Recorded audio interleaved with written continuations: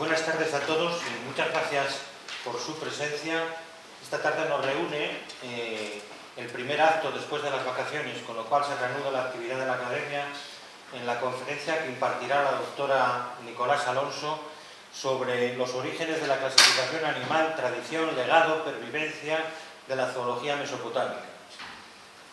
Me voy a permitir hacer una breve presentación de la doctora Nicolás Alonso, que es licenciada en veterinaria y doctora por la Universidad de León, con una tesis que defendió en 2012 titulada Eficiencia del aislador genómico del locus de la beta-globina del pollo en cultivos primarios de fibroblastos fetales ovinos. Estuvo dirigida por Margarita Marqués Martínez y Yolanda Bayón Alonso. Es veterinaria oficial de la Consejería de Agricultura y Ganadería desde enero de 2012, el mismo año que obtuvo la condición de doctora, habiendo desempeñado sus puestos de trabajo en las unidades veterinarias de Puebla de Sanabria, en Zamora, y en Astorga y Riello, en la provincia de León. Ha realizado numerosos cursos sobre microbiología, infecciones, control y erradicación de enfermedades de los animales, salud pública, etcétera, etcétera. Es profesora asociada en el Departamento de Sanidad Animal, donde imparte una clase práctica sobre planes de contingencia en materia de sanidad animal. Es máster en bioética y formación por la Universidad Católica de Ávila en 2021.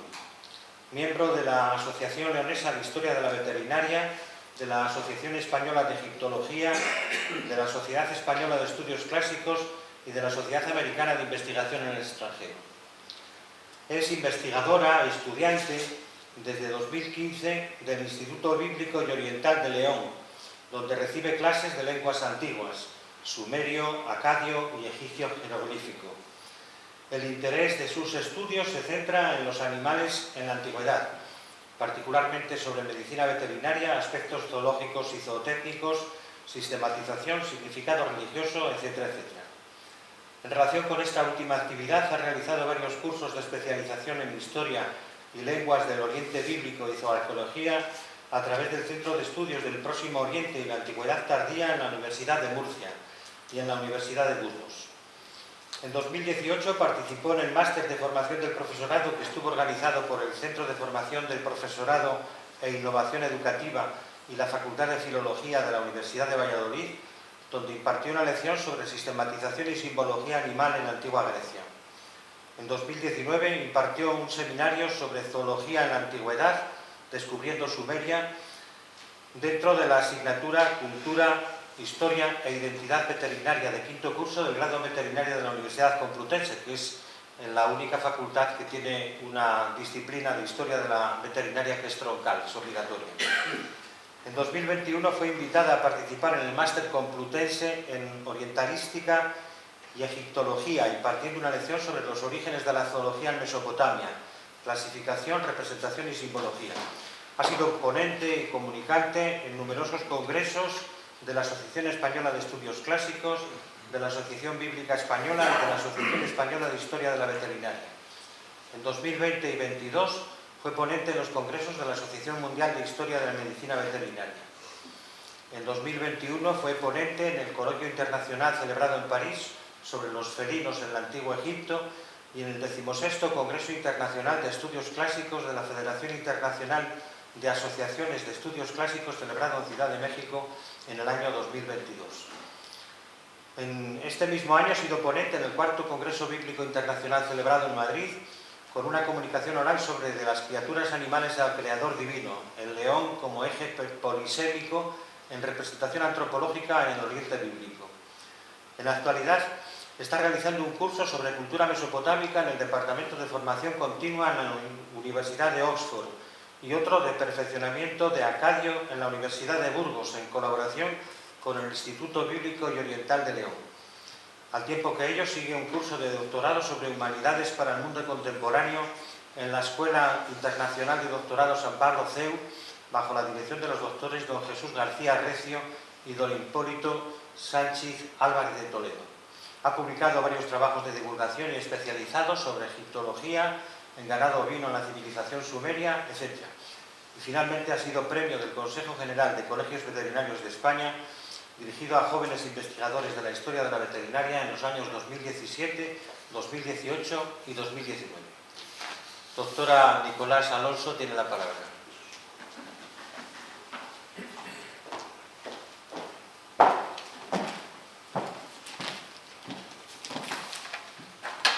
Muchas gracias, doctor Rodríguez Ferri.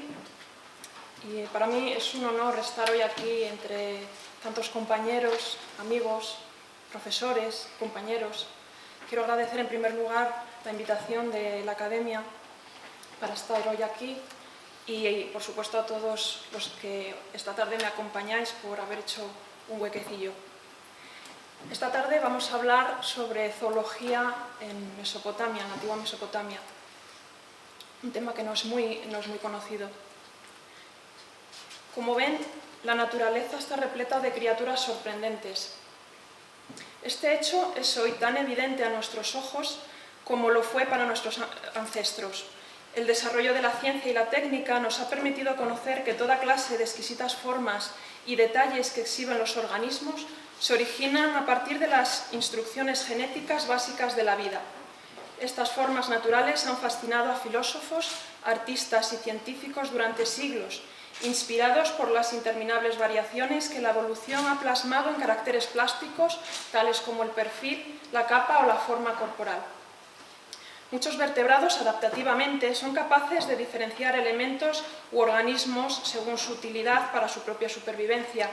Es el caso de los binomios depredador-presa y comestible-ponzoñoso, o la reproducción, seleccionando potenciales parejas. Sin embargo, la capacidad de clasificar es un rasgo cognitivo exclusivo del hombre. En términos cognitivos, no existe operación más básica que la categorización para nuestro pensamiento, percepción, acción y lenguaje.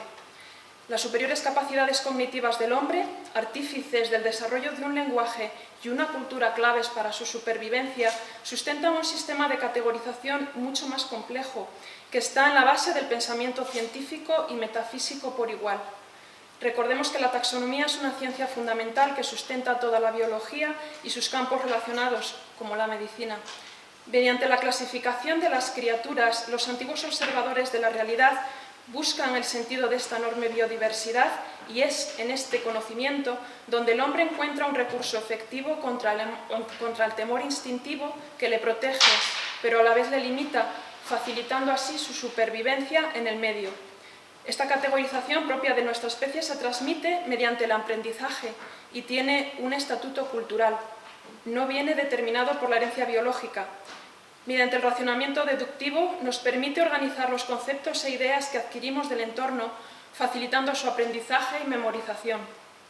De esta manera, el entendimiento de un mundo más que complejo se simplifica para asegurar una respuesta rápida ante diferentes situaciones clave en la perpetuación de la especie, pero también en la apertura a un horizonte simbólico que trasciende las propias necesidades primarias y hace a estos sujetos, en tanto que clasificadores del orden de la realidad, también filósofos y teólogos que integran el todo del cosmos en sus partes. Aunque existe una gran incertidumbre acerca de la cantidad de seres vivos existentes, la taxonomía moderna estima que su número es de unos 8,7 millones, de los que apenas se ha identificado un 20%. Es decir, que la mayor parte de la riqueza natural de nuestro planeta aún nos es desconocida.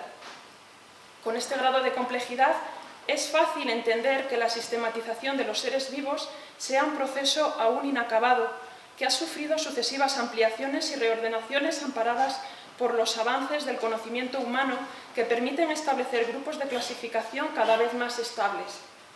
Tradicionalmente, sus orígenes se trazan retrospectivamente hasta el pensamiento aristotélico, en su uso de un método de división mediante la lógica y el cuño de términos como eidos o genos, que responderían a un concepto aproximado de lo que hoy entendemos por género y especie.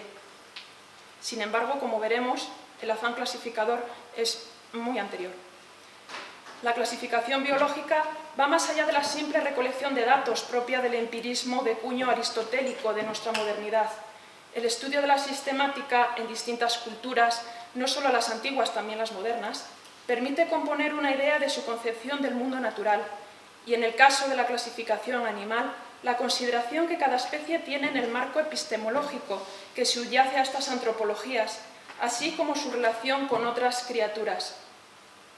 A pesar de las limitaciones propias de la época, el sistema de escritura ideado en la antigua Mesopotamia permitió sustentar un modelo de clasificación suficientemente robusto, con un sistema nomenclatorial estable y preciso que permitía la transmisión de ideas a otros en referencia a los mismos organismos sin ambigüedad. Debido a su ubicación estratégica y al desarrollo revolucionario de la técnica escrituraria, Mesopotamia desarrolló un papel muy importante en los eventos inmediatamente posteriores a la Revolución Neolítica. La antropología de las culturas antiguas no podría entenderse sin la presencia animal.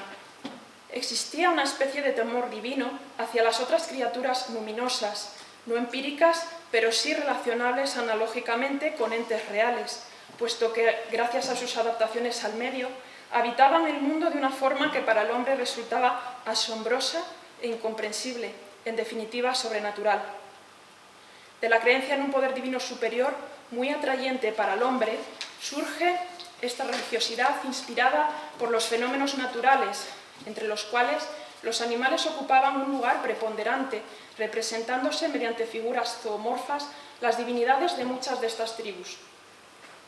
Históricamente, la vida religiosa del hombre comenzó precisamente a raíz del trato con los animales del Paleolítico. Estos representaron y encarnaron para el hombre el papel de enúmenes, es decir, entidades que sin ser humanas eran, sin embargo, centros de voluntad y de entendimiento, entidades a las que había que engañar, rogar, obedecer o matar. Muchos de ellos corresponden a las figuras representadas en las cuevas prehistóricas. Esta fase primaria de la religión se acaba con la domesticación de los animales. Las especies representadas en la bóveda de las cavernas se proyectan ahora en la bóveda celeste. Es la fase de la religión secundaria, religión de los dioses, religión mitológica, como la mesopotámica o la griega. Es una fase de transición esencialmente falsa, un delirio de la imaginación que se iría descomponiendo lentamente ante la crítica racional de las llamadas religiones superiores, filosóficas, la fase terciaria, en donde los dioses animales se sustituyen por dioses antropomorfos y eminentemente por un dios único e incorpóreo. Pero justamente en la fase terciaria, la fuente de la religiosidad ya se ha extinguido. Ese dios incorpóreo, el dios de los filósofos, es un ser al que no se puede rezar ni puede hablarnos, es decir, la religión terciaria, por paradójico que parezca, es la antesala del ateísmo. La pervivencia en nuestra sociedad de las fases primaria y secundaria y los indicios de un renacimiento en forma de los sentimientos hacia los animales, la teología es presentada como la teología de nuestros días, que se abre camino mientras retrocede la religión terciaria de las fases anteriores, se manifiesta en el surgimiento de la ideología animalista. En consecuencia, clasificar el mundo animal en términos estrictamente zoológicos sigue siendo una contribución de primer orden en la tarea de profundizar hacia las capas más hondas de la trascendencia del ser humano. En tiempos prehistóricos, el extremo suroriental del creciente fértil era mucho mayor debido al descenso del nivel del mar que expuso las tierras del Golfo Pérsico. Esta antigua cuenca supuso un apreciado refugio tanto para la fauna como para los primeros humanos anatómicamente modernos que salieron de África, especialmente en las épocas en las que el clima se hacía más seco. Situada en la confluencia de las áreas biogeográficas de Eurasia y África, Mesopotamia tuvo una rica biodiversidad hasta tiempos recientes. Aquí abundaban especies como uros, jabalíes, ciervos y osos, junto a leones, guepardos, hienas o avestruces. Muchas de estas especies están hoy extintas o a punto de serlo debido a la caza, es el caso de los grandes felinos, o la pérdida del hábitat, como las aves que dependen de las marismas mesopotámicas. El origen y difusión de la agricultura y ganadería durante el Holoceno cambió radicalmente el modo de vida de las poblaciones humanas y su relación con el entorno. Este evento, motor de la denominada Revolución Neolítica, ocurrió por primera vez en el mundo hace unos 10.500 años en el creciente fértil. La domesticación supuso el paso de la depredación al aprovechamiento de productos alternativos al sacrificio de los animales, los denominados productos secundarios, tales como lana, leche, estiércol o fuerza tractora. Este nuevo modo de vida trajo consigo una serie de ventajas, como la mayor disponibilidad de alimentos proporcionada de manera regular por las plantas y animales domesticados, el mayor intercambio y desarrollo cultural y el establecimiento de grandes asentamientos sedentarios que culminarían con el surgimiento de los primeros centros urbanos con un entramado socioeconómico y político mucho más complejo, las denominadas ciudades-estado, cuyos primeros ejemplos encontramos en Sumeria en el cuarto milenio a.C. Por otro lado, esta cohabitación y coevolución en un espacio común no estuvo exenta de inconvenientes, como la aparición de patologías derivadas de las duras labores agrícolas, la mayor incidencia de zoonosis debida al estrecho contacto entre hombres y animales, los problemas de salud asociados a una nueva dieta que no siempre cubría todas las necesidades nutricionales, o la desigualdad entre clases sociales. Aún se desconoce qué motivó esta drástica transición. Una teoría ampliamente aceptada propone que un cambio hacia un clima más seco en el creciente fértil propició la escasez de presas. Sin embargo, es posible que no exista una explicación universal. En las zonas adyacentes a la región mesopotámica se encuentran los primeros focos de domesticación de varios de los agriotipos de nuestras especies domésticas, que formaban parte de la megafauna del Holoceno, como la cabra bezoar, el uro o el muflón. Es en este momento axial cuando comienza el control reproductivo de los animales de producción, lo que conocemos como selección artificial. Por su ubicación en la zona central de los focos de domesticación, Mesopotamia desempeñó un papel privilegiado para la recepción y difusión de estas especies domesticadas. No todos los animales son aptos para la domesticación. Tan solo un pequeño número posee la capacidad adaptativa necesaria para acomodarse a la vida junto al hombre. Por su resistencia y adaptabilidad en ambientes adversos, los pequeños rumiantes fueron los primeros animales de producción en ser domesticados. Lo que ocurrió alrededor de hace 11.000 años antes de Cristo en los montes Zagros, desde Irán hasta Turquía, el límite oriental de Mesopotamia. Posteriormente, el bovino con dos focos de domesticación, uno de ganado taurino en la frontera sirio-turca en el 10.000 a.C. y otro de ganado cebú en India en el 9.000 a.C. Y el porcino con un primitivo foco en Israel en el 9000 a.C. y otro independiente en la cuenca media del río Amarillo, en China, data del 8000 a.C. En esta primera época, los animales ya se utilizaban habitualmente como moneda de trueque o cambio, integrados en un sistema socioeconómico de subsistencia de las comunidades humanas. El aumento de los intercambios comerciales ocasionó la necesidad de idear un sistema que permitiera agilizar las transacciones sin necesidad de la presencia de la mercancía. Así, animales como cabras, ovejas, vacas y perros aparecen en las primeras representaciones denominadas cálculi o tokens, símbolos, pequeñas piezas de arcilla utilizadas por todo el Oriente Antiguo desde el 9º al 4º milenio. Estas servían para la representación de objetos concretos mediante un código común que permitía el entendimiento entre las partes. Uno de los primeros ejemplos de escritura conocidos que marcan el inicio de la época histórica de la humanidad apareció en Sumeria y data de alrededor del 3200 a.C. La primera escritura utilizaba imágenes simplificadas llamadas pictogramas que evolucionaron para seguir representando los cálculi sobre las tablillas de arcilla. Con el paso del tiempo, estos pictogramas se hicieron más abstractos y se desarrollaron hasta convertirse en una forma de escritura conocida como cuneiforme, que recibe este nombre por la forma del trazo que deja un cálamo cuando se presiona sobre la arcilla todavía húmeda. Los sumerios aprovecharon precisamente los recursos del humedal, cañas para la elaboración de cálamos y arcilla para la elaboración de tablillas. A partir de la protoescritura del cuarto milenio, el cuneiforme seguiría evolucionando a medida que la sociedad sumeria iba ganando complejidad y la escritura debía adaptarse para reflejar nuevas ideas y conceptos. El cuneiforme posterior tenía más de 600 símbolos que podían usarse para escribir de manera muy eficiente. Este sistema se extendió desde Sumeria y se llegó a utilizar para escribir alrededor de 15 idiomas diferentes en el antiguo Irak y otras partes del Medio Oriente hasta el siglo I después de Cristo.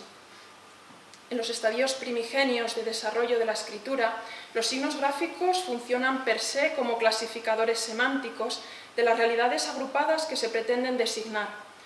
En términos universales, esta escritura logosilábica, es decir, de palabras cosa, surgida tempranamente en Mesopotamia, constituye un ejemplo interesante de cómo los clasificadores o determinativos semánticos se utilizaron para eliminar la ambigüedad de los signos polisémicos o para especificar el significado de un sustantivo, como veremos más adelante. Debido a la escasez de estudios zooarqueológicos, estos textos constituyen una fuente esencial para el conocimiento de las culturas mesopotámicas. En cuanto a los animales, encontramos referencias continuamente en el arte y la literatura sumerios en numerosos textos, tanto de carácter económico-administrativo como en composiciones literarias más elaboradas o en ejercicios de escuela, incluso en la nomástica. Una de las fuentes escritas más importantes para el estudio de la terminología animal la constituyen las listas de la serie Urrahubulum, completadas en el periodo paleobabilónico, en los siglos XVIII a XVI a.C., con textos precursores que venían recopilando información multitemática de una forma similar desde finales del tercer milenio.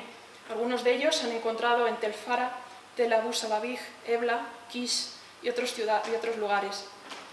Estas listas, compendios enciclopédicos sobre toda clase de temas, se utilizaban por todo el Oriente para facilitar el aprendizaje de los escribas. Contienen un extenso inventario con términos en sumerio y su traducción en acadio, ya que, aunque en esta época, a finales del tercer milenio, la lengua acadia se había oficializado, el sumerio pervivía como lengua culta de tradición. Se conocen 24 tablillas de esta serie. En las tablillas 13, 14 y 15 se enumeran diferentes especies animales ordenadas secuencialmente según su escritura o pronunciación. Otro recurso muy abundante son los textos administrativos. La sociedad y la economía del sur de Mesopotamia están abundantemente documentadas por miles de textos cuneiformes. La gran mayoría consiste en registros administrativos de los archivos de grandes lugares económicos dirigidos por el Estado, como el que existió en Purris Dagan, la actual Dregem, un gran centro de concentración, clasificación y reexpedición de animales fundado por el rey Sugi durante el denominado Renacimiento Sumerio, una época comprendida entre los siglos XXII y XXI a.C. Por último, también encontramos composiciones literarias, como los compendios adivinatorios, los proverbios y los textos de carácter religioso, donde las alusiones al reino animal y su ordenación son constantes. A muchos de estos animales, criaturas liminares entre el mundo físico y espiritual, se les atribuían cualidades extraordinarias que les capacitaban para comunicarse con las divinidades, acompañarlas o materializar su encarnación, hasta el punto de aproximarlas a muchos de los ámbitos o espacios antropológicos más próximos al hombre. Tenemos un par de ejemplos de estos textos de gran belleza y valor literarios en los que se nos presentan los nombres y características de algunos animales. Por ejemplo, el himno Nansé y las aves o la composición La casa del pez, ambos del segundo milenio. Estas obras formaban parte del currículo escolar de la Eduba, es decir, la escuela, y ayudaron a los futuros escribas a memorizar los nombres de estos animales y sus rasgos definitorios. Aprovecho este momento para agradecer el apoyo que me ha brindado el Instituto Bíblico y Oriental por haber facilitado el acceso a las listas de la fauna sumeria y a otros textos recogidos de su especializado fondo bibliográfico. Asimismo, por la cesión desinteresada de piezas de su museo para la realización de estas investigaciones. Sin ellos, ninguna de las investigaciones realizadas en estos campos y que se han mencionado en la presentación hubieran formado parte de mi currículo. Así que especialmente debo mencionar los trabajos realizados por el profesor Alfonso Vives Cuesta, Jesús García Recio, Óscar Vega Prieto y Pedro Blanco Rubio. En cuanto al sistema de clasificación sumerio, aunque durante los primeros 500 años que siguieron a su invención, la escritura en Mesopotamia se utilizó exclusivamente para la contabilidad, como hemos visto, el interés por el mundo zoológico no radicaba exclusivamente en el beneficio comercial o alimenticio que podían proporcionar los animales, sino también en su intrínseco valor clasificatorio, ya que ambos elementos contribuían a un entendimiento más profundo de las especies y su aprovechamiento zootécnico. Con la evolución de la administración sumeria, la terminología animal se hizo consecuentemente más variada y compleja. En comparación con la taxonomía actual, las categorías de clasificación sumeria son heterogéneas y de límites difusos. En concreto, todos los signos interpretados como clasificadores también pueden usarse independientemente como sustantivos. Sobre esta categorización ejerció gran influencia la visión religiosa. En concreto, según los relatos cosmogónicos, tras la incertidumbre asociada al caos original, los principios del agua, aire y tierra se convirtieron en los elementos fundamentales de la creación. Esta percepción se reflejó en una mitología que muestra dioses vinculados a cada uno de estos elementos, en analogía con la clasificación zoológica. Así se dispone de un primer ordenamiento en el que las especies se agrupan según su hábitat, tanto ecológico como metafísico, en estos tres elementos de la creación: tierra, ki, aire, lildos, y agua, a. Por ello, curiosamente, en la clasificación sumeria, un anfibio puede clasificarse como un pez y un murciélago como un ave, siendo por tanto una especie de categorías híbridas, borrosas a ojos de la taxonomía actual. En la lengua sumeria no existía la palabra animal en un sentido genérico, término que introdujo Aristóteles, sino que cada uno se identificaba con un nombre primario determinativo que inmediatamente lo clasificaba dentro de un grupo de criaturas con una serie de características comunes, hiperónimos de un conjunto de rasgos distintivos de fondo. Para concretar la especie, los sumerios agregaban términos o nombres secundarios más descriptivos que completaban la definición. Estos términos secundarios podían hacer referencia a caracteres morfológicos tales como el tamaño o el color o alguna particularidad anatómica distintiva. El comportamiento era otra característica observada entre los animales, especialmente los salvajes.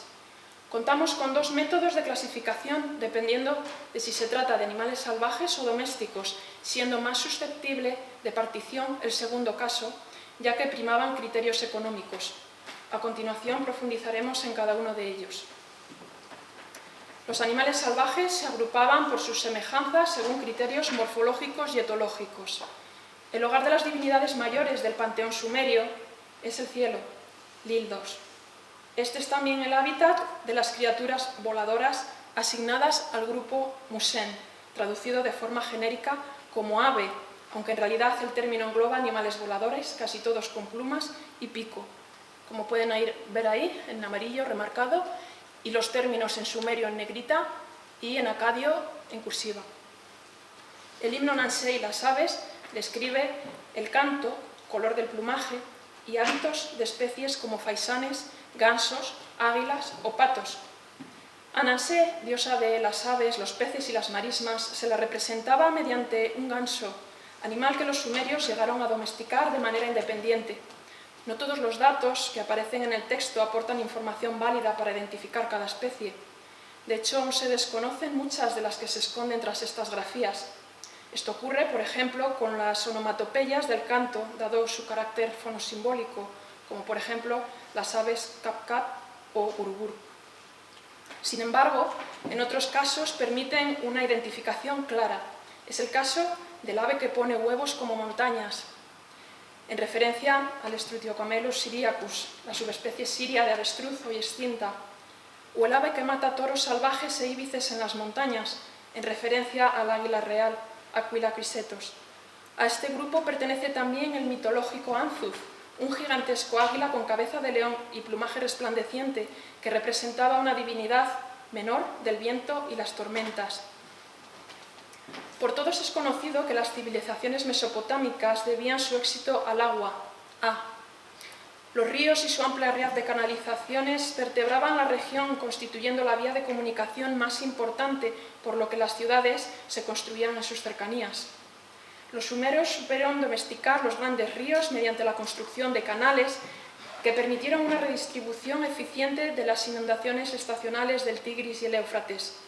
Pero el agua también era una fuente importante de vida en el área de las marismas y el mar. Aquí moran las criaturas Cuseis, genéricamente pez, criaturas acuáticas de cuerpo aerodinámico con aletas y en ocasiones branquias, peces principalmente, pero también especies que viven la mayor parte de su vida en el agua, como ranas, tortugas, crustáceos y algunas especies de mamíferos acuáticos. La composición, el hogar del pez, cuenta como una divinidad, probablemente Nansé o su padre Enki, dios del agua, la creación y la sabiduría, invita a varias especies a cobijarse en la casa que les ha preparado. Así tenemos, entre otros, al pez que agrieta los diques o al pez que sabe escapar de una barrera de cañas, sin que por el momento se haya dado con sus identificaciones científicas. En cuanto a los animales de la tierra, Ki, uno de los grupos más importantes es el de los depredadores. El grupo Ur, traducido genéricamente como perro, engloba diversos tipos de carnívoros cuadrúpedos de cierta magnitud que suelen vivir en manada, la mayoría extintos en la Mesopotamia actual, como el león o perro magnífico, el perro de tierra, Urki, posiblemente alguna especie de tejón, y el perro de agua, Ur-A. Los términos secundarios hacen referencia a su voracidad y agresividad en relación a las técnicas o adaptaciones para la caza. Así, algunas especies del grupo se describen con calificativos como merodeador, maligno o un inquietante destripador, aunque aún no estamos en condiciones de atestiguar con total seguridad las especies concretas. Sí que se han sugerido las de grandes felinos como el leopardo y el guepardo, además de cánidos como el chacal y el lobo. Como pariente directo del lobo, en el grupo Ur también se incluye al perro, encarnación de Gula, diosa de la salud y única especie del grupo con individuos domesticados. En este caso, el término secundario que se utiliza para completar al perro, Gir sub 15, noble, civilizado, doméstico o perteneciente al grupo nativo, hace referencia precisamente a su condición de animales criados o nacidos junto al hombre y que les distingue de aquellos salvajes en relación a los perros guardianes y pastores, animales útiles al hombre que recibían adiestramiento y requerían de un manejo especializado, y en contraposición a los perros paria, sin dueño ni valor económico, que solían vagabundear por las ciudades y sus proximidades en busca de alimento. Por último, la tierra también es el hábitat de los ofidios. El grupo Mus incluye criaturas de cuerpo alargado, normalmente sin apéndices, serpientes y gusanos básicamente, pero también otros reptiles como el varano, anguilas y algún insecto. Las serpientes son símbolo de fertilidad y regeneración en muchas culturas primitivas, incluida la sumeria. Dos serpientes enroscadas sobre sí mismas representan a Ningistida, divinidad de la vegetación y el inframundo. Los míticos Mushushu, dragones guardianes de la puerta de Ista en Babilonia, también se incluyen en este grupo. El resto de criaturas de pequeño tamaño, excluidas de la clasificación anterior, como pequeños roedores, insectos, etc., se incluyen en otro grupo independiente. En el caso de los animales domésticos, debido al interés económico que suscitaban tanto ellos como sus productos, se hacía necesaria una clasificación mucho más minuciosa que posibilitara una gestión eficiente de los recursos, fijando los precios para evitar el fraude. Así, las especies se designan directamente con términos concretos. En un principio, Udu indicaba indistintamente una oveja o una cabra. Posteriormente, con el aumento del número de ovejas debido a su superioridad económica por la lana, pasó a designar a estas, especializándose el término mas para la cabra. Abdos y Guz designaban a la vaca y al toro respectivamente. El alcance de Anse, asno, se expandió desde las épocas primitivas para abarcar principalmente a otros équidos, como el onagro y el caballo, introducido tardíamente desde la estepa póntica ya domesticado, y sus cruces. También se incluyen aquí los camélidos, cuya presencia no está atestiguada en Mesopotamia antes del 1500 a.C. Ciertamente el término designaba a un animal que servía para el transporte. El término shah designaba principalmente a los suidos tanto domésticos como salvajes.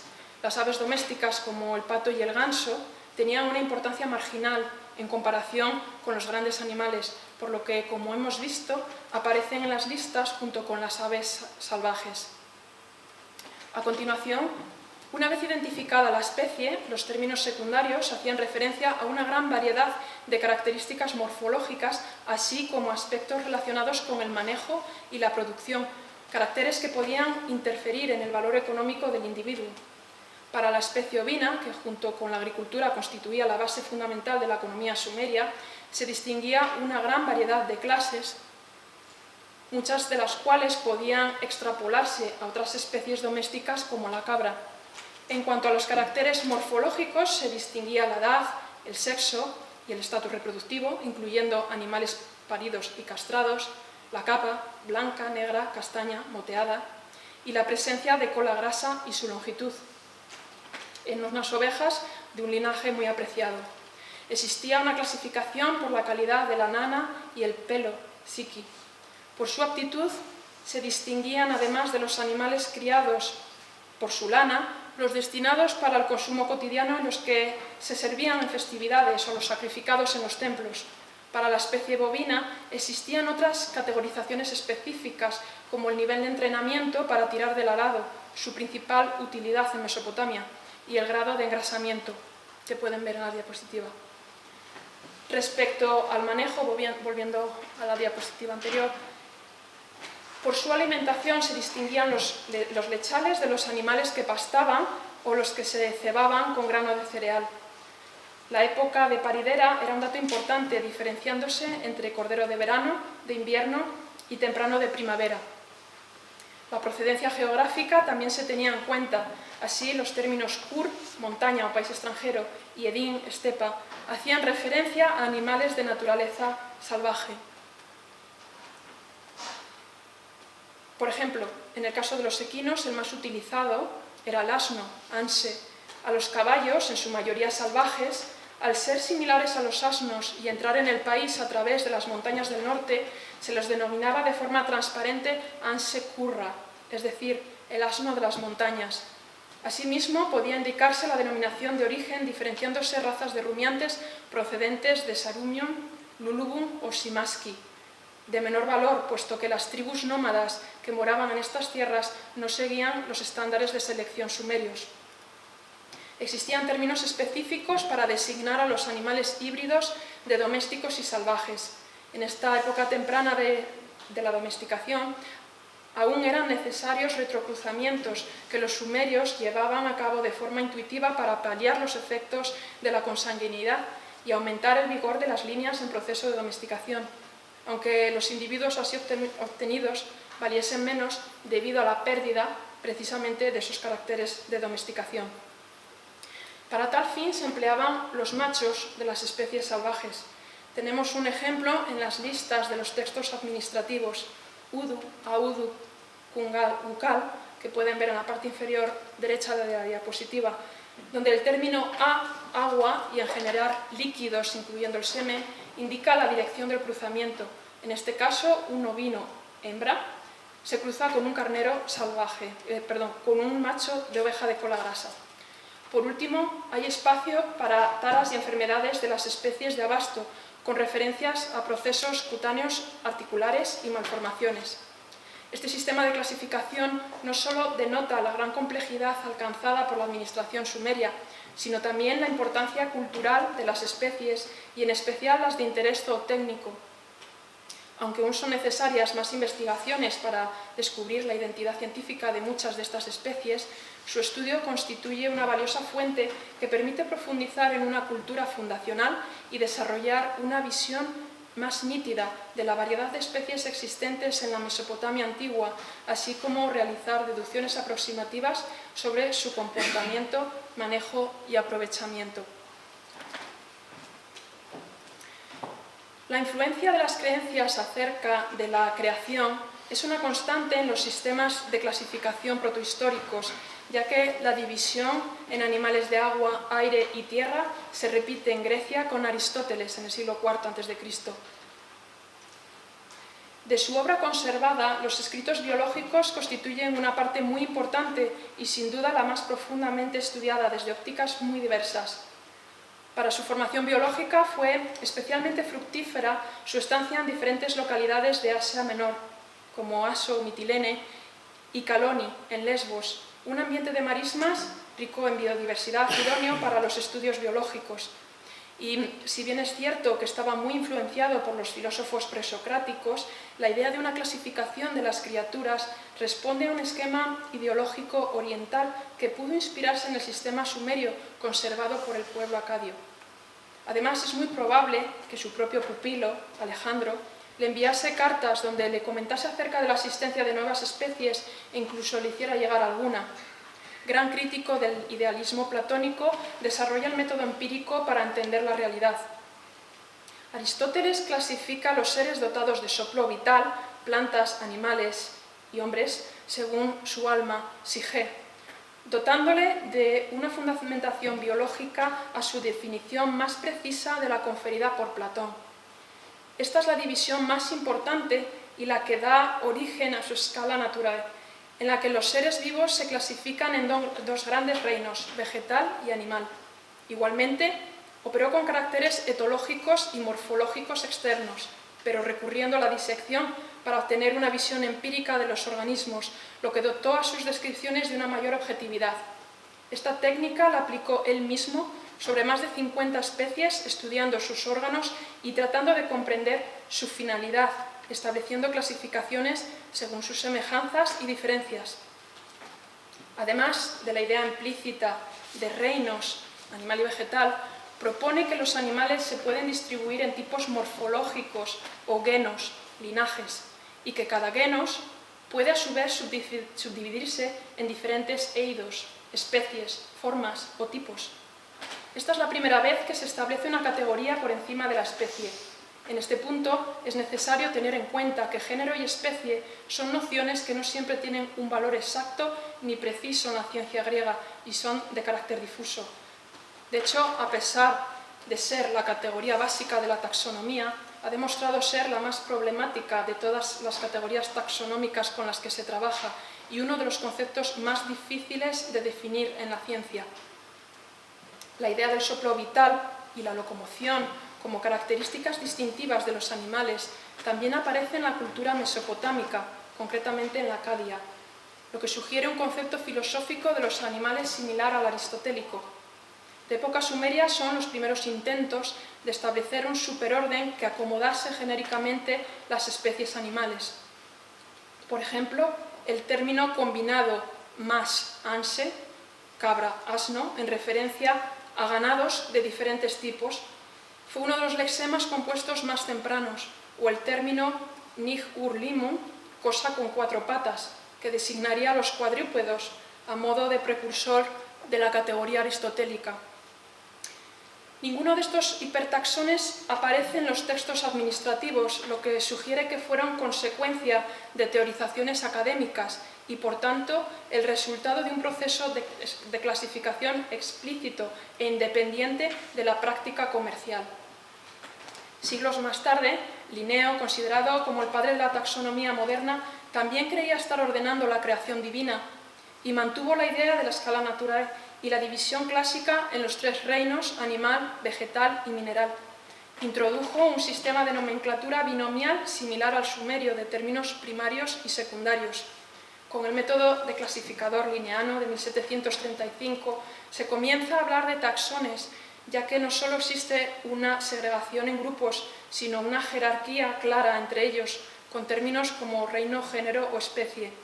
Hasta esta época, y comenzando por la literatura mesopotámica, a la que frecuentemente se le atribuía autoridad divina, la religión ejerció una gran influencia y la tradición de la clasificación animal se vinculaba a prácticas textuales llevadas a cabo por especialistas en contextos institucionales como templos o monasterios. Posteriormente, este sistema se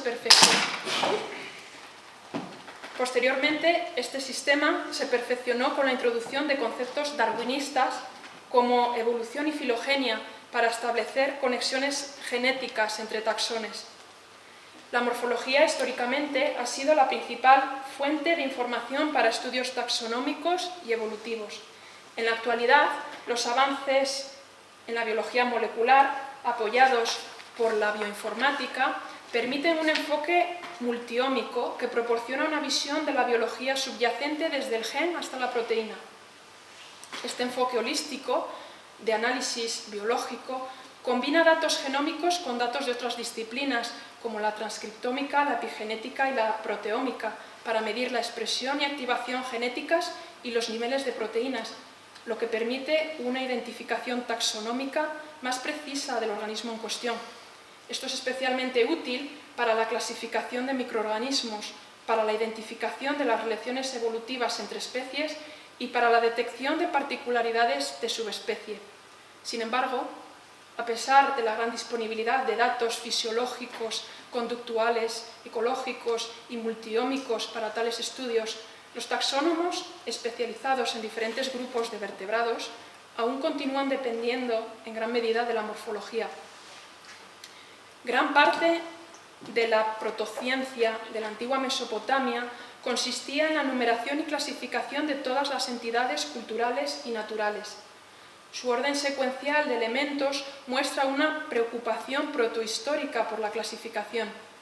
La exhaustiva capacidad de observación, unida a un riguroso afán de registro, posibilitó en Sumeria el desarrollo de una metodología funcional y efectiva que se transmitió mediante la expansión de su cultura por el Oriente Próximo. Como autora de la primera clasificación animal de la historia, la cultura sumeria debe ocupar su lugar como la iniciadora de un proceso ininterrumpido hasta nuestros días. Este conocimiento debe incluirse como material junto al resto de tratados científicos para posibilitar la investigación comparativa de la historia de la clasificación animal, que permita trazar ciertos temas, patrones o tendencias comunes en el entendimiento y la clasificación de los animales en diferentes culturas a lo largo de la historia. En la cultura sumeria, profundamente religiosa, los animales se consideraban un regalo divino, especialmente aquellos que servían al hombre. Esto se refleja en un modo de explotación respetuoso con su naturaleza, muy alejado de la intensificación característica de los modernos sistemas de producción e integrado en el entorno. La figura del pastor constituía una pieza clave del engranaje productivo. A los numerosos pastores sípaz distribuidos por todo el país se les confiaba el cuidado y control de las especies ganaderas. Ellos eran responsables de la correcta ubicación de los animales en los destinos designados, campos de trabajo, áreas de pastoreo, centros de expedición, cebaderos, del control de los censos, de la productividad de los rebaños y de la salud de cada animal. Era una profesión muy dura, pero respetada, ya que la ganadería constituía junto a la agricultura la base de la economía mesopotámica. Ganaderos y pastores han sido durante generaciones custodios de este estilo de vida, ligado al campo y al entorno rural, y los principales artífices de cambios perpetuados tanto en los ecosistemas a través de los iterativos ciclos de pastoreo, como en la morfología de los linajes domésticos, ilustrando magistralmente su gran plasticidad y diversidad genéticas. En este sentido, cabe recordar las palabras de nuestro compañero don Cesáreo Sanz Egaña al definir la morfología como una de las nociones básicas de la zootecnia. Pero más allá de consideraciones formales, cabe destacar la centralidad esencial del pastor como fulcro antropológico y ético positivo de todo el imaginario occidental, precisamente de origen oriental. No en vano, el pastor es uno de los símbolos arquetípicos y metáforas que nuestros antiguos han legado a las generaciones futuras. Desde finales del tercer milenio en Mesopotamia, al monarca se le consideraba el pastor de los dioses. La Biblia relata cómo el rey David comenzó su vida pastoreando los rebaños de su padre y más tarde se le encomendó la tarea de pastorear al pueblo de Israel. En las escrituras sagradas judías y cristianas, el epíteto pastor se asimiló fácilmente para describir al Señor Jesús como máximo valedor de devoción y amor hacia el prójimo. En contraposición, la época actual se caracteriza precisamente por el alejamiento de esta filosofía natural encarnada en la misma realidad de las cosas y la pérdida de parte de nuestra identidad cultural, anunciada por el ocaso de costumbres y tradiciones ancestrales que se ignoran en el mejor de los casos o se atacan mediante la imposición de arquetipos culturales desarraigados y ajenos a los modelos originales y naturales de entender la vida.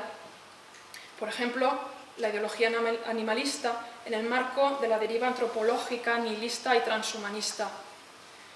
En un momento en el que los testimonios parecen concentrarse como la población urbana en las grandes ciudades, debemos volver nuestra mirada a estos profesionales del sector primario, cuya actividad sigue siendo crucial para nuestra subsistencia y que, además, de alguna manera, son los detentores de una herencia multisecular. La ganadería, especialmente la trashumante, más allá de una práctica en pos del beneficio económico, forma parte del acervo cultural leonés, como un estilo de vida profundamente arraigado en nuestra tierra, nuestras tradiciones y nuestros animales, que además de promover las formas de cría natural, fomenta la actividad y recuperación del vaciado entorno rural. En este sentido, León es digna heredera de la cultura mesopotámica y de su zootecnia. De hecho, todos somos herederos de una cultura fundacional todavía en gran parte desconocida, poseedora de un conocimiento basado en una filosofía natural y eminentemente empírica. En este sentido, es un deber de la ciencia veterinaria hacer suyo este acervo de conocimiento milenario, integrándolo y dándole el justo valor. Para ello debemos permanecer atentos a los nuevos hallazgos y la revelación de textos inéditos en la tierra entre los dos ríos, cuyos pueblos siempre tuvieron la relación hombre-animal centrada y trascendida como el eje de sus vidas. Gracias.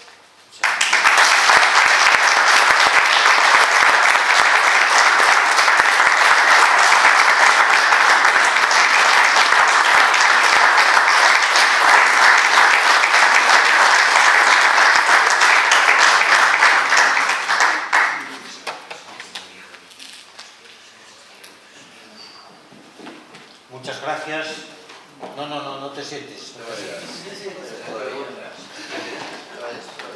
Como suele ser habitual, es el momento de aprovechar la magnífica conferencia que ha dictado la doctora Nicolás Alonso para que la curiosidad se despierte por parte de académicos y no académicos.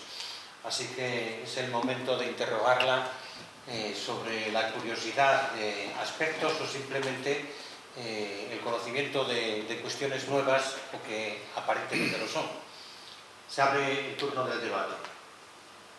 Sí, Estanislao. A mí lo que me gustaría decir en primer lugar es lo maravilloso que es cómo unir ciencias tan distintas, conocimientos tan distintos, como es la veterinaria, con toda esa parte de culturas tan ancestrales, y cómo se pueden unir y dar muchísima información. Eso es uno de los principales objetivos de que el conocimiento en su conjunto es realmente asombroso. Tenía algunas preguntas. Por mi edad ya me he ido olvidando de algunas de las que había pensado al principio, que no tenía para apuntar ni olvidado. Pero bueno, eso queda para otro momento si tenemos oportunidad. Pero algunas de curiosidad. Se puede considerar que precisamente aquí en Mesopotamia apareció la primera clasificación de los seres vivientes, o se supone, o podría suponerse que tuvieran alguna información previa, aunque no estuviera manifestada por escrito. Información previa, bueno, el conocimiento natural es previo, hay conocimiento natural que se transmite oralmente. Sin embargo, como clasificación se establece a través de la escritura, que es la que sustenta esa clasificación. En las fases previas de la prehistoria se puede suponer que nuestros antepasados conocían, por ejemplo, las especies comestibles. Ellos diferenciaban, se come o no se come, pero no es una auténtica clasificación. Ellos distinguían, diferenciaban y se transmitían de generación en generación oralmente, o aprendiendo o imitando a sus jóvenes esta cultura del conocimiento de lo que se puede comer, cómo cazar, pero no es una clasificación per se, porque no se establece este ordenamiento secuencial. Otra pequeña pregunta. De acuerdo con la información que existe, de lo que se ha podido recuperar en los textos que están de alguna manera expresados y que pueden interpretarse hoy día de una forma clara, o casi clara, ¿no? Se podía calcular cuál era para ellos la riqueza que existía, la biodiversidad de especies en su conjunto. Podríamos dar un número, es decir, ellos distinguían o tenían en sus clasificaciones tantas especies, que es el concepto de biodiversidad que tenemos ahora a nivel, que es el primer dato que empezabas diciendo, de 8, tantas especies distintas que se conozcan, que se pueden estimar. Desconozco si ellos tenían esa conciencia de tal inmensidad, pero bueno, teniendo en cuenta que ellos estaban clasificando criaturas creacionales, divinas, bueno, ellos fueron estableciendo primero esos términos que hemos que he presentado, mus, anse, dotándoles de significados muy concretos, palabras cosa. Luego, a medida que van conociendo en su protociencia que hay más especies, ellos van extendiendo el significado de estas palabras cosas, de estos determinativos, de estas palabras que se utilizaban como sustantivos concretos, como especies concretas, los amplían y entonces encadenan estos términos secundarios, los van agregando. Entonces, de ahí podríamos decir que ellos van conociendo cada vez más especies. Claro, hay que tener en cuenta también que muy poca gente conocía la inmensidad del mundo en esa época. La mayor parte de la gente eran campesinos, los que más pudieran tener, a lo mejor los comerciantes, los pastores que trashumaban, pero muy poca gente veía el mundo, los soldados a lo mejor. Entonces, no sé qué concepto tendrían de la inmensidad de todas las especies. Lo que sí se denota es que ellos no las clasificaban solo por su interés comercial, porque hay términos que no aparecen en las tablillas administrativas. Por lo tanto, ahí hay un interés protocientífico en clasificar esas criaturas, todas las que les llegaran. Ellos, cuando traían botines de guerra, animales exóticos también formaban parte de esos botines, y eran exóticos porque nunca los habían visto, eran raros, tenían unas características muy diferentes, y procedían a su clasificación usando este sistema. Con el paso de los tiempos se fue haciendo más compleja la clasificación para admitir a todas estas nuevas especies.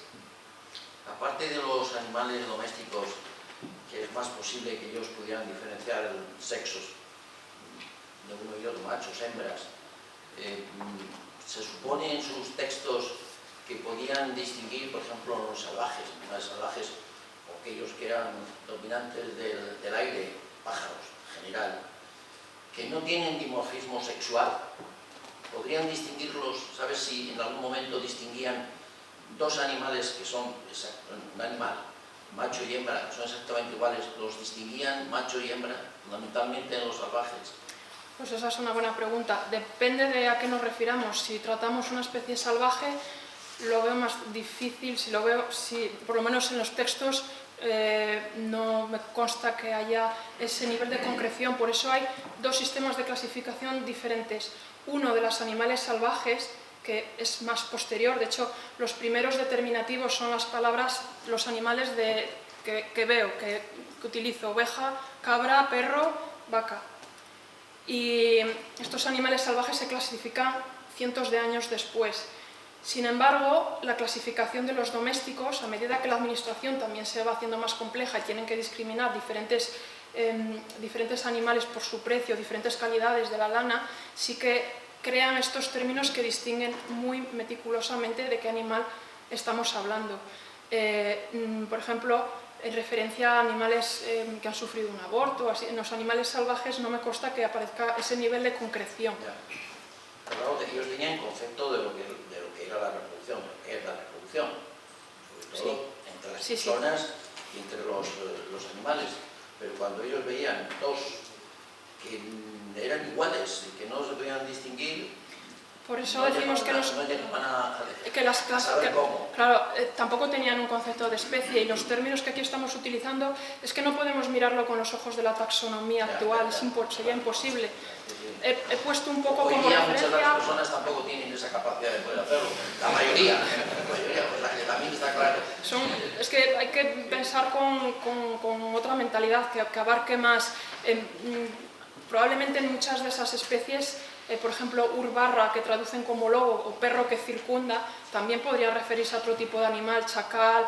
Es que ante la falta de textos que digan o que describan más características, como los textos literarios que mencioné, es difícil, necesitamos más textos. Ese es el problema de estudiar la zoología en Mesopotamia, que las fuentes son escasas. Hay fuentes como las que expliqué, estos tipos, pero... Una pregunta de curiosidad por ver si en algún texto pues, aparece algo relacionado con ese tipo de preguntas. Englobarían muchos animales que se parecen, por ejemplo, las paseriformes. Sí. Las englobarían en un hipertaxón.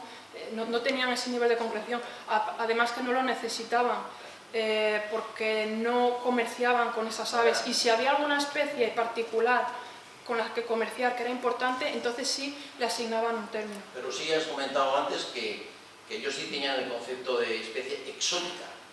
De animal exótico, de individuo. Claro, exótico. Es que no podemos hablar de especie en estas zoologías antiguas, no como la conocemos, ni siquiera hoy se puede hablar, hay 23 conceptos de especie.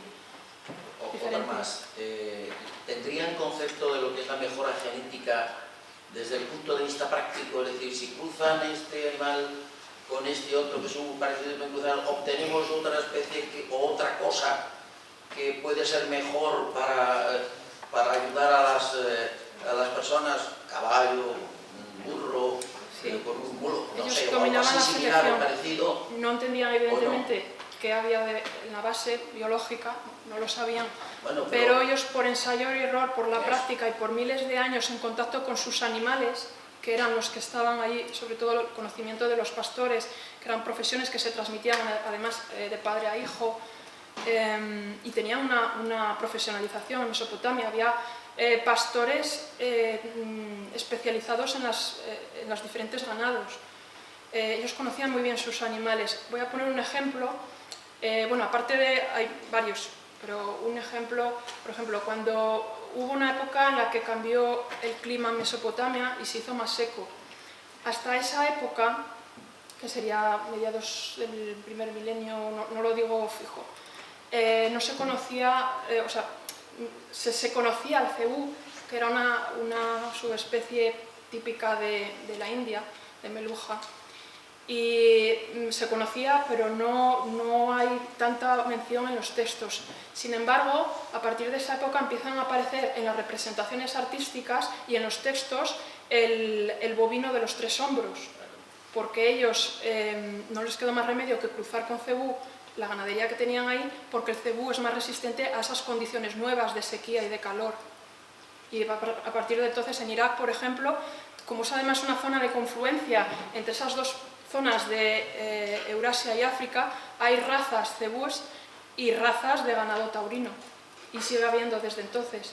Ellos sabían que si cruzaban con esos animales sobrevivían, les transmitían esas cualidades. La selección de las ovejas blancas. ¿Cómo aparecieron las ovejas blancas? Probablemente una mutación, pero ellos vieron que podían aprovecharse de ello y empezaron a cruzar ovejas blancas con ellas, y bueno, cada vez que perdían vigor, ellos sabían intuitivamente, por práctica, que tenían que cruzar para mejorar las líneas con animales no consanguíneos. Y la última, es una pregunta un poco tanto absurda, pero bueno, has utilizado para la clasificación los 3 elementos fundamentales: agua, tierra, aire. El cuarto, de acuerdo con los posteriores aristotélicos, el fuego. No metían en el fuego a ningún animal. Los asaban. La salamandra, no.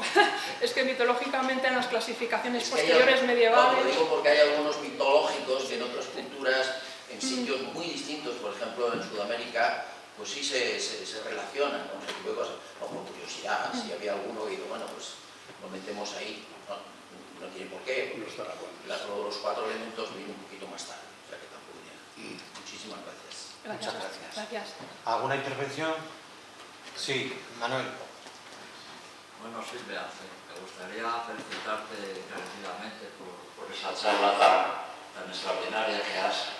No hace falta. Gracias. Felicitarte por esta charla tan extraordinaria que has hecho y por esa defensa también que has hecho de los pastores y de su mundo y de su labor a la vez a lo largo de los siglos sobre la conservación no solo de las especies sino del medio. Y también aprovecho para felicitar a todo el equipo que está detrás de ti, al profesor Jesús García Rezo y a todos sus colaboradores por la extraordinaria labor que estáis haciendo en el Instituto Bíblico y Oriental que a veces es una labor callada, muy trabajada, pero a veces también desconocida para la sociedad.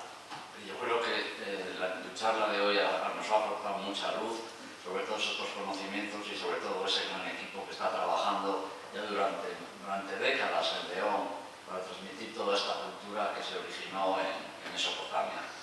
Y luego ya me gustaría pedirte si me puedes concretar un poco más cuando se inició, cómo fueron los inicios de la domesticación del ovino y sobre todo cuando se inició esa diferenciación de los diferentes tipos de lana, cómo consiguieron ellos llegar a esa diferenciación tan importante que hoy ha tenido esas consecuencias tan importantes en la creación posteriormente de la oveja merina, aquí luego ya en muchos siglos posteriormente por los pastores de estas sierras. Muchas gracias y animarte a seguir trabajando en estos temas que son tan importantes para todos. Muchas gracias. Gracias a ti, Manuel. Pues es una historia interesante la de la lana, también difícil de trazar porque, como saben, no se conservan los restos de lana ni tejido prácticamente nunca en los asentamientos mesopotámicos, se desintegran. ¿Dónde surgieron? Hay dos focos de domesticación en las estribaciones de los montes Zagros, en las cercanías de Mesopotamia, en las montañas. Se dice de dos, primero uno anterior y desde ese hay otro segundo y desde allí ya se fueron dispersando. Lo que pasa es que es muy complicada la historia y trazar todo el movimiento de las ovejas a partir de ahí. Probablemente se fueran dispersando desde esos focos en todas las direcciones. Claro, Mesopotamia, como en aquel momento estaba más desarrollado, pues fue como un gran megáfono para luego hacia otras partes ir dispersando o animales o la idea de hacer esto también, de cuidar las ovejas. Entonces, no lo sé, el paso, por ejemplo, de las ovejas a Europa, tendría que mirar cuáles son los primeros yacimientos, qué tipo de ovejas tenía, si fueron directamente de Mesopotamia, es interesante. Respecto a la lana, en Mesopotamia sabemos que las primeras ovejas eran peludas, eran razas peludas. Hay alguna, por ejemplo, la oveja de Córcega es peluda y hay muchas otras razas de ovejas que mantienen el pelo. Es que el agriotipo, es decir, el animal salvaje del cual procede la oveja, en este caso el muflón, es un animal peludo, es un animal que muda el pelo en la primavera. En Mesopotamia se sabía utilizar el fieltro, que es el pelo que va cayendo. Las primeras ovejas se peinaban. Hay unos términos que dicen, que los tengo por ahí en la diapositiva, cordero arrancado por primera vez, que a la gente le choca y dice, uy, qué brutos. No, es que eran ovejas que tenían pelo, entonces ellos aprovechaban cuando se empezaba a soltar el pelo, lo iban peinando. En un momento apareció la lana, probablemente sería una mutación. Y entonces vemos que en las representaciones artísticas empiezan a presentar las ovejas con unos óvalos que se ve que es vellón, no con las rayas del pelo, o liso, sin nada. Indican pues, las formas de uso del vellón. También en utensilios que se han encontrado se ve este cambio en la tecnología. Es que la tecnología va acompañando al cambio del animal también. Como el crecimiento de la lana es continuo, hay que esquilarlas y ellos inventan una especie de tijera que es con dos cuchillos en forma de cruz, entrecruzados, y esos se han visto, como son de metal, esos sí se han visto. Luego también empiezan en los textos a aparecer esos términos de ovejas blancas de lana de primera categoría, ovejas del rey, porque estas ovejas eran tan valiosas que eran siempre propiedad del Estado. Y eso se ve y se explica en los textos, se explica su manejo, se explica también cómo empezaron a aparecer diferentes tintes, sobre todo vegetales, minerales, para teñir esta lana, que valía más, claro, y a partir de los textos, pero exactamente cuándo no te sabría decir. Y no sé si alguien podría decirlo en fecha actual, por eso mismo. Muchas gracias. El doctor Gaudioso. Yo quería felicitarte por el magnífico esfuerzo que has hecho en construir la trenza que une la domesticación prácticamente, o por lo menos la domesticación de los rumiantes, con el animalismo actual a través de la taxonomía. Ha sido un ejercicio muy interesante. Y estoy interesado también en hablar de dos especies. La primera en domesticar fue el perro, no en Mesopotamia, en dos focos muy alejados, Centro Europa y China, con una gran divergencia de criterios de los diferentes grupos de investigación, 15.000 años y pico en Centro Europa, 30.000 años en China. Y seguro que ya disponían de él como animal útil, no con una utilidad de ser comido, probablemente sí por los chinos, pero sí de defensa, de colaboración en la caza o en el manejo de los animales, de los rebaños, etc. Y el último en domesticarse, algunos dicen que son los mejillones y las truchas, pero normalmente se hace referencia a los équidos, a los caballos, son mucho más recientes. Y hay un animal que es el cerdo, que aparece ahí, y tienes alguna referencia, porque el cerdo fue maldito desde prácticamente los orígenes, era transmisor de la triquinosis, no sabían qué patología, pero se morían, y en el Génesis está la prohibición de aproximarse al demonio cerdo porcino, y en el Levítico insiste en mucho más. ¿Sería la enfermedad la patología o sería la falta de respeto ecológico del cerdo con las circunstancias de un clima árido, seco, en épocas de sequía? La ecología ha sido fundamental en la evolución de estos conceptos, porque el cerdo fue maldecido por Dios y no tiene glándulas sudorípadas y tiene puesto un abrigo permanente de 2 centímetros de grasa, y en el verano además no se mueve con la agilidad de los rumiantes, la transhumancia es imposible o muy difícil, y necesita, para mantener la homeotermia, necesita pues consumir agua, y el agua era muy escasa, o barro, y si no tiene eso, pues revolcarse en sus propias deyecciones o en las deyecciones de un compañero. De ahí viene el léxico de cerdo, guarro, marrano, puerco, asqueroso y toda la rastra de adjetivos calificativos, siendo el animal más limpio que hay entre los domésticos que conocemos. En los sistemas de explotación, el cerdo se maneja fabulosamente. ¿Hay alguna referencia al cerdo, si estaba ya maldito, si no, si...? Al cerdo, bueno, gracias por la pregunta, es muy interesante también porque el cerdo tiene presencia testimonial en Mesopotamia, se conocen pocos textos, y el cerdo, respecto a eso que comenta, le pasa lo mismo que al perro paria. El perro tiene dos significados: el perro de trabajo, que es el respetado, el que ayuda, el que conocían efectivamente desde época más antigua, y luego los perros paria. Y le pasa lo mismo al cerdo, son animales que andan merodeando en las basuras, y hay que tener en cuenta también qué espacios eran las ciudades en la antigüedad. Tenían un sistema sanitario pobre, pero pobre, y sobre todo en las grandes ciudades. En las aldeas no era problema porque los restos, en su mayoría orgánicos, pues se descartaban en el campo o en algún canal, pero en las ciudades donde se concentraba la mayoría de la población en espacios muy reducidos, ahí ya era un problema. Entonces tenían basureros en las afueras de las ciudades, y ahí merodeaban los perros y también los cerdos. Sí se consumían en alguna ocasión, pero era un animal que consideraban impuro y prácticamente un tabú, y se refleja también en la simbología religiosa, que nos dice mucho también de estas consideraciones, porque una de los demonios más fieros que había en Mesopotamia se representaba amamantando a un perro y a un lechón, como que estas criaturas se alimentaban de esta leche ponzoñosa de este demonio que era femenino. y esa es la consideración que tenían. Lo que pasa es que no aparece muy mencionado por eso, porque no lo utilizaba por esta consideración que tenía de animal impuro. Muchas gracias. Muchas gracias.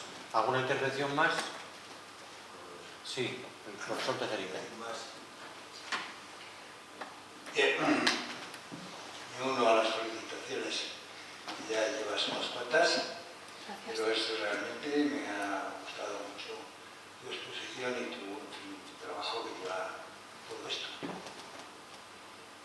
Has citado a los lúmenes en el desarrollo del aspecto religioso, pero fíjate que yo he querido entender que los lúmenes que tú relatas eran pinturas y los lúmenes siempre tenían aspecto antropomórfico, pero tenían movimiento.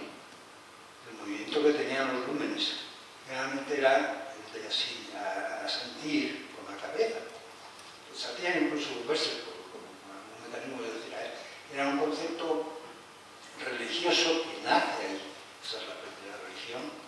Pero lo que no sabía es que, o lo he entendido mal, que eran pinturas. Yo siempre entendí que eran representaciones antropomórficas de animales que movían la cabeza. Bueno, esa es una pregunta. También me interesa mucho el aspecto de, claro, la palabra animal procede de anima, no podemos olvidar. Yo no sé si los sumerios tenían un concepto de que los animales tenían alma, y si esa alma era al estilo aristotélico, que distinguía alma vegetal, alma sintiente y alma psicológica, en fin, había 4 o 5 tipos de alma. Y esto también me interesa, si en todo el recorrido de investigación que has hecho aparece en algún momento en los sumerios, en Mesopotamia, mejor dicho. Muchas gracias. Respecto a la primera pregunta sobre numen, bueno, entendido aquí como una encarnación de un dios, se refiere a eso. Bueno, la primera religión sería pues tipo como animista. Ellos buscaban la explicación de los fenómenos naturales por causa divina. Entonces aparecen tótems. Los tótems son sagrados, son animales que son dioses.